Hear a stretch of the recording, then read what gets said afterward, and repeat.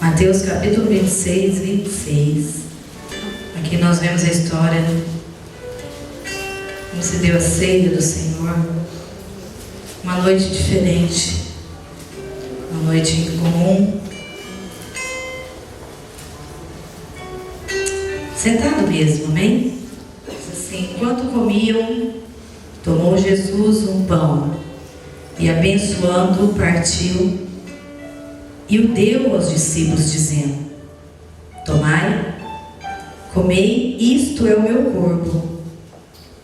E a seguir tomou um cálice e, tendo dado graças, o deu aos discípulos, dizendo: bebei dele todos, porque isto é o meu sangue, o sangue da nova aliança, derramado em favor de muitos para a remissão de pecados. E digo-vos que desta hora em diante não beberei deste fruto da videira, até aquele dia em que o hei de beber novo convosco no reino de meu Pai.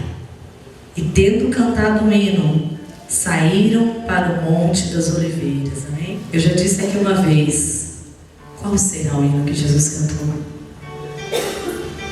Alguém se arrisca? Qual será o hino que Jesus cantou, para ir para o Monte das Oliveiras? Onde ele oraria, onde ele pediria, se possível, afasta de mim esse cálice, mas não seja feita a minha, mas a tua vontade, Senhor. Aonde ele presenciaria, irmãos, os discípulos dormindo, ao invés de estarem ali com ele, o ajudando naquela hora, naquele momento tão difícil, porque se aproximava a sua morte. E às vezes eu fico pensando, como será o hino que Jesus cantou? Ninguém colocou aqui dentro da gente, cantar. A nossa mente às vezes reproduz tanta coisa, mas eu mesmo gostaria, de cantar toda a ceia, ensaiar com o grupo de louvor esse cântico, Moisés? Foi o hino que o nosso mestre Jesus saiu e cantou antes de ser preso. Mas o que eu gostaria de falar para você, igreja, que essa noite foi uma noite diferente, onde Jesus, sentado ali com os seus discípulos, ele já sabia que ele seria julgado, torturado, crucificado, morto. E eles sentam ali para uma ceia. Ali estava um cordeiro morto, ali estava o pão, ali estava o vinho, suco da videira. E Jesus senta ali em meio a toda aquela comelança. De repente Jesus para tudo e pega e diz: tomou um pão, ele abençoando, partiu e deu aos discípulos, dizendo: tomai e comei, isto é o meu corpo. Em seguida ele pega o cálice, e deu graça e deu aos discípulos e disse: bebei dele todos, porque este é o sangue da nova aliança. Quando as pessoas vão ao médico, descobrem que tem uma doença incurável, que para um homem não tem cura. E às vezes muitas vezes o médico anuncia: você tem tanto tempo de vida, Como a gente sabe de casos, estamos até orando para um homem, que o médico deu lá um prazo de vida. Mas o médico vai e determina. E aquela pessoa, irmãos, eu desconheço alguém. Se você conhece, você me fala. Eu desconheço alguém que sabe que vai morrer dali a um tempo, que recebeu uma sentença de morte e que fala tão tranquilamente disso, e que olha para você e diz assim: olha, eu vou morrer, viu? Daqui 6 meses, daqui 5, daqui 4, daqui 3 ou daqui 2 dias. Jesus sabia que ia passar por isso, e tão tranquilamente ele senta naquela mesa e ceia com seus discípulos e fala da sua morte com tanta segurança, com tanta tranquilidade, irmãos. Que homem é esse? Ele para tudo, né? O chão estava ruindo aos pés de Jesus, estava tudo desmoronando, e ele permanecia inabalável, tranquilo. Às vezes angustiado, sim, mas tranquilo. Ele não entrou em desespero. E algumas atitudes de Jesus chamam a atenção daqueles discípulos. Aqueles discípulos entraram numa confusão, porque ali na frente deles estava verdadeiramente o Filho de Deus. Eles acreditavam que ele era o Filho de Deus. E como agora o Filho de Deus diz que vai ser torturado, que vai ser traído, que vai ser morto, com tanta tranquilidade anuncia a sua morte e fala, né, dá significado ali para o seu corpo, dá significado para o pão, dá significado para o vinho. E os discípulos, para eles, a morte de Jesus era uma ficção, eles não queriam acreditar. Como assim? O Filho de Deus. E algumas atitudes de Jesus, irmãos, chamam a atenção. Aquela, né, tranquilidade em meio a uma dificuldade tão grande. A meio a uma sentença, ele sabia que ele tinha que passar. E ele sabia que ele estava comendo ali com alguém que o trairia dali um instante. Jesus lavou os pés dos discípulos. Jesus lavou o pé daquele que caminharia em direção, né, e o trairia. Sabe quanta crosta, né, que tirou de sujeira ali do pé de Judas? Aquele que era o maior se tornou menor. Aquele que ocupava uma posição tão alta, ele era o Filho de Deus, irmãos. Ele se humilhou, ele lavou os pés do discípulo. Ele ensinou ali a humildade, ele ensinou ali, né, a ajuda mútua, ele ensinou o amor. Ele ensinou que você pode, né, estar lá em cima, mas você não é nada sem ele. Se você não tiver humildade, se você não tiver o amor, você não é nada. Jesus, o Filho de Deus, lavou os pés. O grande se fez pequeno, para nos deixar exemplo. Porque ele ocupava a posição de Filho de Deus. Jesus ensinou a todos, irmãos, a se doar. A gente fala tanto de amor amor ao próximo. Irmão, aí nós vemos com as atitudes de Jesus que nós não fazemos nada, que a gente não ama nada perto do que Jesus fez, perto do que Jesus nos ensina. As provas de amor que Jesus, né, deu aqui na sua palavra, sem pedir nada em troca, sem olhar se eu era mais pecador ou menos pecador, o tamanho do meu pecado, porque pecado, às vezes o ser humano é assim, ele julga certas atitudes do homem, né? Ele julga, a começar pelos julgamentos aí fora. Quando uma pessoa rouba um leite no mercado, rouba alguma coisa, ele pega o quê? Ele vai lá diante do juiz e ele tem um julgamento, é isso? E aí de repente ele pega ou não pega alguma cadeia, ele tem que pagar com alguma atitude ali social. Aí o outro vai, mata, aí opa, matou. É um crime bárbaro.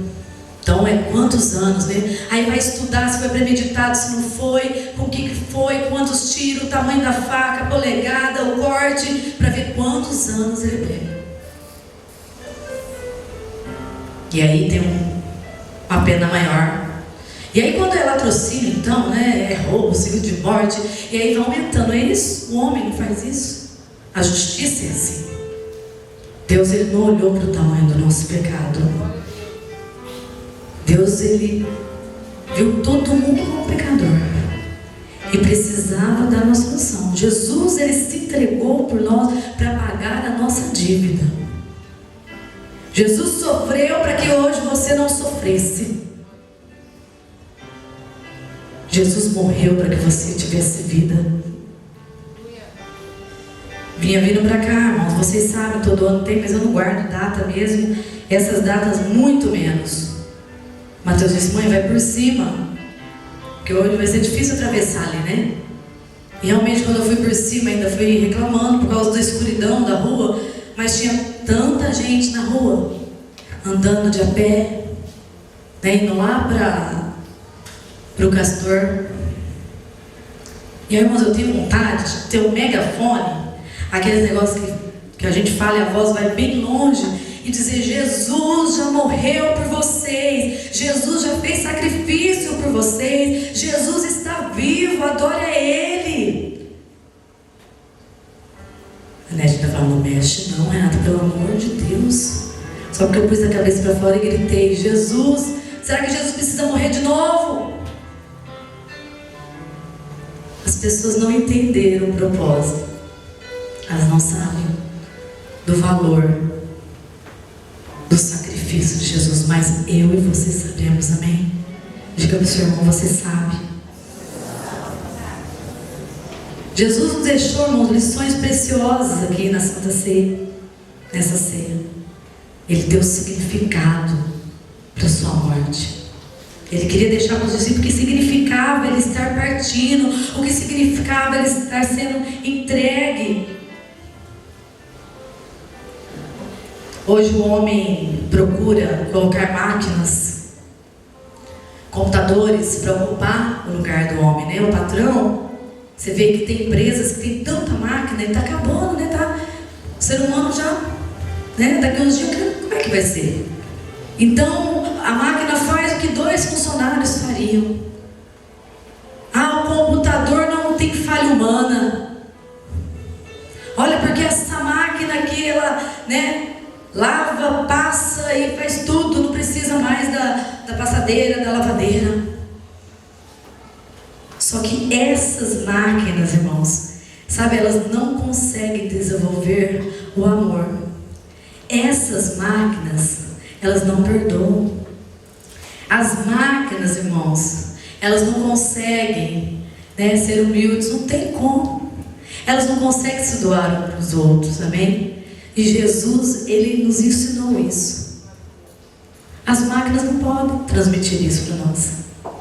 Por mais que eles tentem fazer as máquinas, né, aí estão formando os robôs, fazer mais parecido com o ser humano, mas elas não conseguem perceber a dor que Jesus percebeu em você, amém? A dor que Jesus percebeu, irmãos. O que poderia acontecer comigo e com você se Ele não tivesse vindo morrer no nosso lugar? Estávamos condenados. Tínhamos uma dívida e essa dívida precisava ser paga. E Ele tanto nos amou, né? Tanto se doou, como diz aquele hino, né, Moisés? Ele tanto amou, tudo suportou. Ele carregou a minha e a sua cruz, amém? Diga para o seu irmão: a minha e a sua cruz. Era uma noite de muita emoção.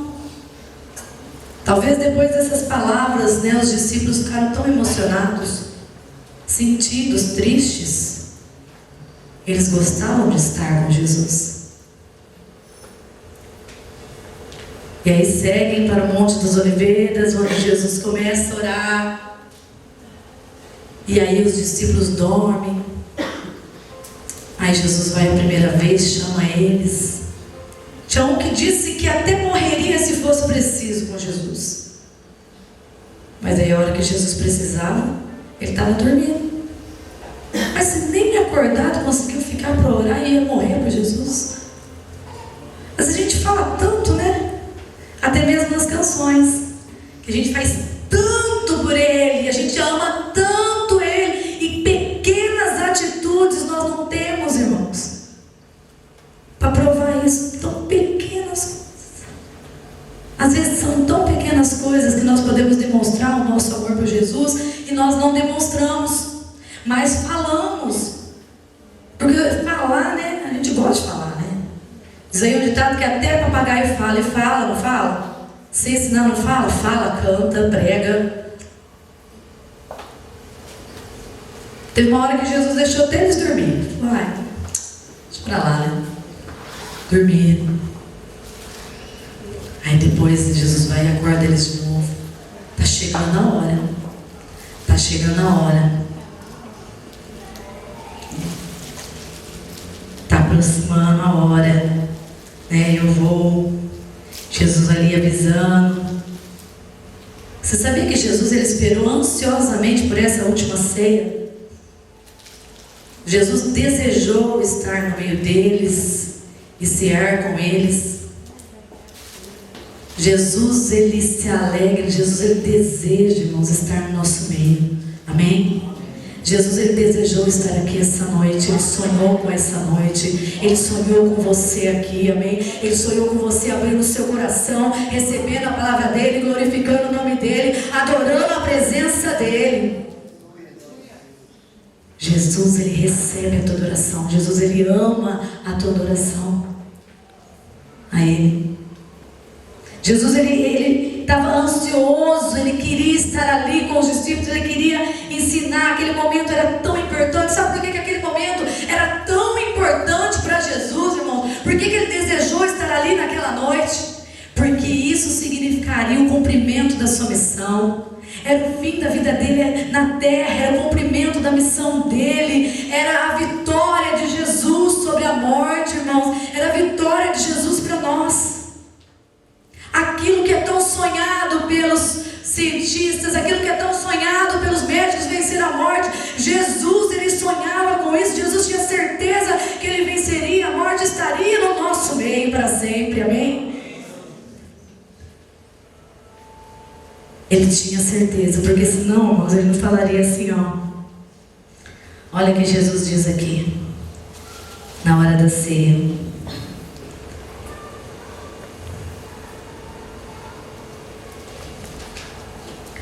Eu gostaria que você abrisse em Coríntios.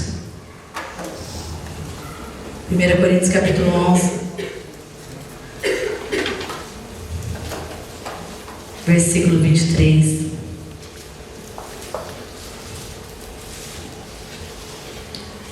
Charles, pode entrar.